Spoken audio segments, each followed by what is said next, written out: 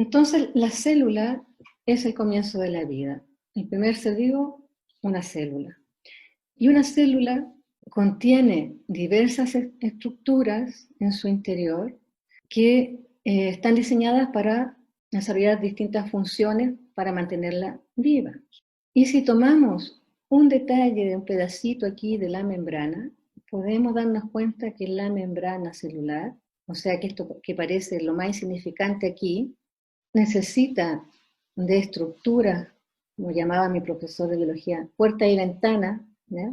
Algunas con llave, algunas con control de calidad, algunas abiertas siempre, para permitir el tránsito de lo que la célula necesita. Dentro de la célula, acá, para que estas estructuras se mantengan en las posiciones que están, requiere de un esqueleto interno. Así como nosotros tenemos un esqueleto para no desarmarnos, esta tiene un esqueleto, y este esqueleto se llama citoesqueleto, que tiene tres tipos de estructuras, ¿ya? De tubos que lo conectan, y uno de ellos son los microtúbulos, que está aquí abajo, que forman verdaderas carreteras dentro de la célula.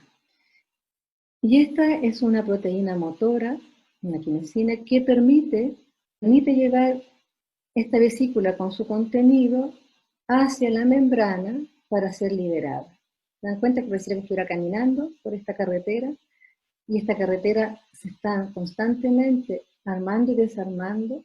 Imagínense el nivel de sofisticación que hay en el diseño de una sola célula para que ella pueda cumplir con sus funciones, esta maravilla, como para que estemos pensando en que la enfermedad es por azar. Las funciones que tiene una célula, cuatro tipos de funciones. Recibe estímulos, señales, y las señales principales que recibe son sobrevive. Eso significa que se alimente, que arranque depredadores, ¿cierto? O de tóxicos, que en el fondo se mantenga viva, que se hidrate, crece y divide. En el caso del ser humano o un animal, reproduce. También a veces recibe señales que dicen diferénciate. Y eso en los animales se genera durante el desarrollo embrionario, ¿cierto? Todos venimos de estas dos células. Sin embargo, después hay muchas modificaciones porque algunas van a ser sistema nervioso, otras van a ser sistema digestivo, entonces hay una diferenciación. Cuando no recibe señales esta célula, se genera la muerte celular. Así como funciona una célula, funciona un ser humano. No somos tan distintos de una ameba. La primera, por ejemplo, sobrevive. Nosotros tenemos primero que tener cubiertas nuestras necesidades básicas de alimentación, de vivienda, etcétera, para sentirnos seguros para desarrollar otras cosas. Luego pensamos en tener hijos. Como decía antes, cada vez menos el ser humano ahora prefiere tener perros que hijos, pero el mandato biológico es reproducirse en algún momento, porque de eso depende que la especie se mantenga. Nuestra biología no es individualista, nuestra biología va en relación a los demás. Y esto hay que considerarlo mucho cuando uno trabaja, sobre todo con personas mayores, ancianas, y con enfermos de cáncer. Porque cuando le damos señales a nuestro pariente de que es un estorbo, de que ya no sirve, de que ya no es útil, da la señal de morirse. Y eso lo he visto muchas veces y es muy notorio. Es muy notorio cuando la persona, de un momento a otro, decide simplemente dejar de vivir, porque es un estorbo para los demás. Y el 60% de las personas, de los ancianos que son dejados en residencia, al año ya han muerto. Y aquí les muestro algunos tipos de células humanas para que vean que el grado de especialización se puede diferenciar en distintos tipos. Todas estas células parten de lo mismo, de este espermio que se juntó con este óvulo, y todas ellas parten de ahí. Sin embargo, miren lo que expresan. todas ellas tienen el mismo ADN en una persona, obviamente. En la misma persona, todas nuestras células tienen el mismo ADN. Sin embargo, expresan cosas diferentes. Esta es una célula muscular, esta es una célula epitelial, una neurona del sistema nervioso, un glóbulo rojo del sistema circulatorio. ¿Realmente la vida puede ser producto del azar? Lo que la quinta ley biológica nos dice es que la enfermedad no es producto del azar, sino que hay un diseño con un propósito biológico en la enfermedad. Y eso es lo primero que tenemos que entender cuando nos enfermamos, o cuando alguien está enfermo, o cuando hacemos terapia. Sobre todo porque la mayoría de los terapeutas o personas que se dedican a atender pacientes siempre están enfocados en la visión de que hay que eliminar los síntomas que están ocurriendo, y los síntomas son parte del proceso curativo y están perfectamente controlados. La primera ley biológica, ley de hierro del cáncer o enfermedades oncoequivalentes, en el fondo de la primera ley lo que podemos concluir es que siempre el origen de la enfermedad va a ser un DHS. ¿Qué es un DHS? Son las siglas que dio Hammer, que significa síndrome de Dirkhammer en honor a su hijo, y que representan un evento inesperado, muy agudo, vivido en soledad. Es decir, es una situación que nos pilla de sorpresa y que pone de alguna manera en riesgo nuestra supervivencia o de nuestra familia o de los que a nosotros no importan. Y eso activa un programa especial de naturaleza con sentido biológico que lo vamos a nombrar con las siglas SBS. Esto de dramático, agudo, es bastante subjetivo, porque lo que para mí puede ser muy dramático, a lo mejor para la mayoría de las personas no lo es. Tengo que saber buscar qué es lo que realmente me afecta o le afecta a la otra persona. Un ejemplo que siempre doy es el de una paciente que tenía un cáncer de colon recién diagnosticado, o sea, que estaba en fase activa. Ella se fue a hacer un control rutinario y encontraron este cáncer. Y resulta que cuando lee esto de dramático, inesperado, decían, no, yo no he vivido nada tan fuerte como usamos en Chile la expresión, nada tan importante como para que me dé un cáncer. Después de un rato de conversación, llegamos a la conclusión que ahí me cuenta que hay algo que sí le molestaba en el trabajo. Me cuenta de una situación, ella profesora, trabajaba en un colegio, y en los descansos, en la sala de profesores, los profesores van y toman un café, ¿cierto? Y había una persona que estaba encargada de la limpieza, de las tazas, y bueno, de la aseo en general. Y esa persona no le lavaba su taza. Tenía algo contra ella, y ella cada vez que iba a las profesores tenía que o buscar su taza o lavar su taza, porque nunca estaba ahí. Y eso a ella le causaba mucha molestia. El cáncer de colon se da por un bocado indigesto, algo que quisiera eliminar, deshacer, eliminar un desecho en mi vida, pero que no lo logro. Entonces ella va a hablar con su jefe, el director de la escuela, y el director le dice que no le dé importancia, que como... Entonces esa fue la situación de vivirla en soledad, porque a pesar que ella quiso comunicar la situación, se sintió sola, porque en el fondo le estaban diciendo que era algo absurdo que le diera tanta importancia a esa situación. Y eso generó el cáncer de colon. Una vez identificada la situación, ¿qué tuvo que hacer ella? Resolverla. Volvió a hablar con el director, y si no, el director no le hubiese hecho caso, iba a hablar con un superior. Pero finalmente lo resolvió, y la persona comenzó a lavar su taza, y a las pocas semanas ella ya estaba recuperada.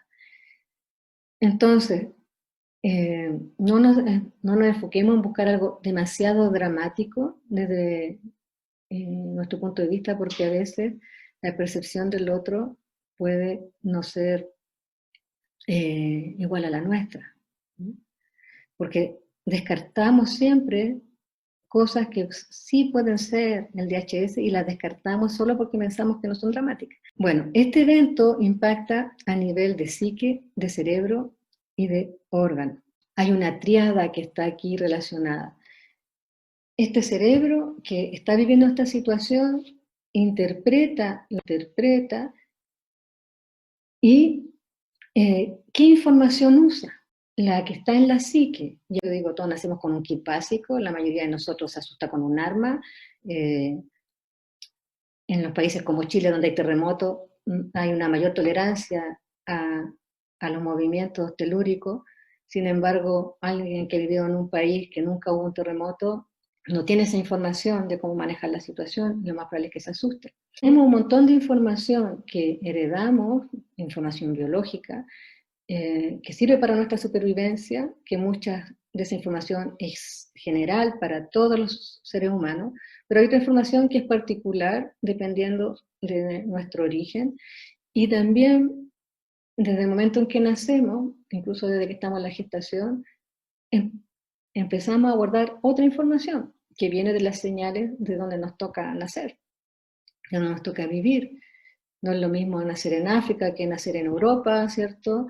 Vamos a tener otras necesidades biológicas, necesitamos otra información para poder mantenernos vivos. Entonces, esa psique es diferente en todos los seres humanos. El cerebro funciona en la estructura del cerebro, digamos, el órgano, tiene la misma estructura en los seres humanos, todos tenemos el tronco cefálico, el cerebelo,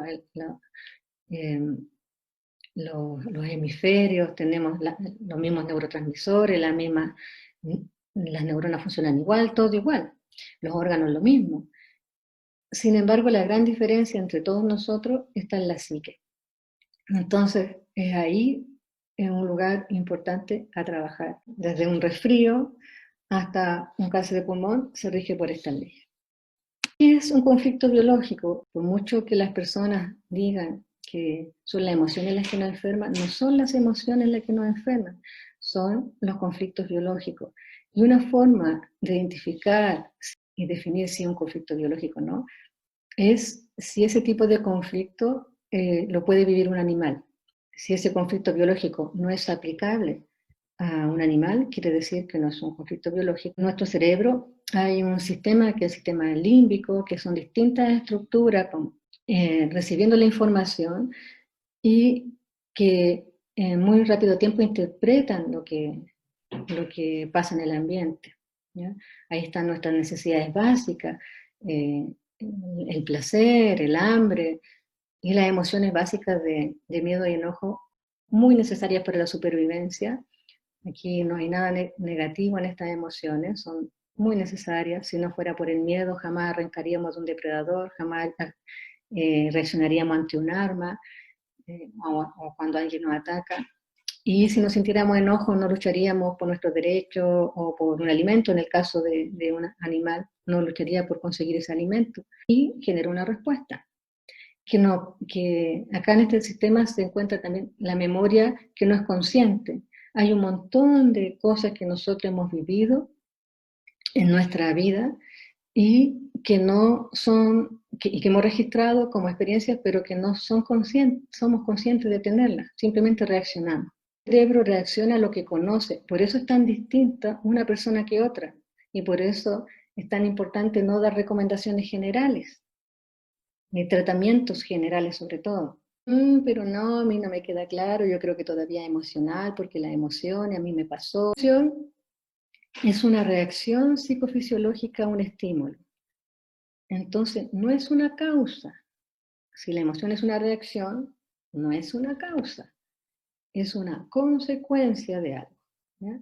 Entonces, la emoción, porque también van a encontrar cuando lean la medicina germánica que dice miedo de inanición, miedo frontal, miedo en la nuca, etc.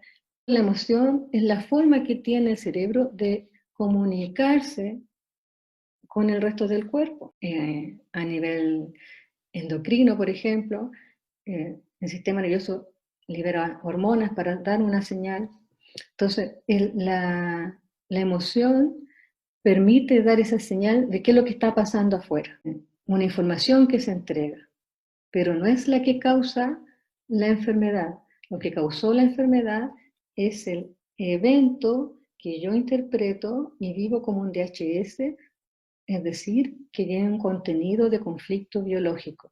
Está poniéndome en riesgo. Las mujeres con miomas, mujeres de 35 a 40 años con miomas, que no han tenido hijos. En esta sociedad en que la mujer está retrasando su maternidad, llega a los 35, no ha tenido hijos porque prefiere desarrollarse profesionalmente o porque simplemente no quiere tener hijos, y desarrolla miomas. El prefijo mio significa que hay músculo. Y esta se refuerza para poder anidar. Me fue a ver porque tenía pólipos nasales. Es la opción que le da la medicina oficial, operarse los pólipos, pero le advierten que van a volver. Claro, la medicina oficial no sabe por qué surgen los pólipos nasales. La experiencia le dice que cuando los sacan, vuelven. Claro, porque el pólipo nasal se presenta en la fase activa del conflicto. Es decir, si yo me los saco mecánicamente a través de una operación, y estos pólipos se eliminan solos una vez que yo resuelvo el conflicto. Esa decisión de tener una pareja mujer pasaba por una convicción política, ideológica, no porque ella fuera lesbiana, ella no era lesbiana, su pareja sí. Por lo tanto, el conflicto que está asociado a los pólipos nasales es: esto huele mal, no sé si esto es bueno para mí o no. En el fondo, lo que estaba diciendo su biología es que tenía que no era bueno lo que una pareja mujer para ella. Que aumenta su función para que pueda oler bien y darse cuenta que no es por ahí la cosa, ¿cierto? Y ella entendió muy bien lo que le estaba pasando.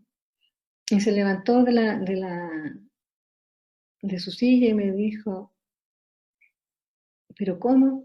Si yo tomé esta decisión hace tantos años, ¿por qué?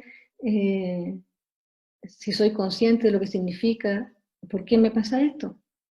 Digo, porque no tiene nada que ver tu emoción o tu decisión con lo que la biología quiere para la naturaleza, no necesariamente para ella, quiere, que es que tenga una pareja masculina para que cumpla con su rol dentro de lo que es nuestro propósito biológico. Entonces, nunca debemos olvidar que el origen de la enfermedad es un conflicto biológico, no un conflicto emocional.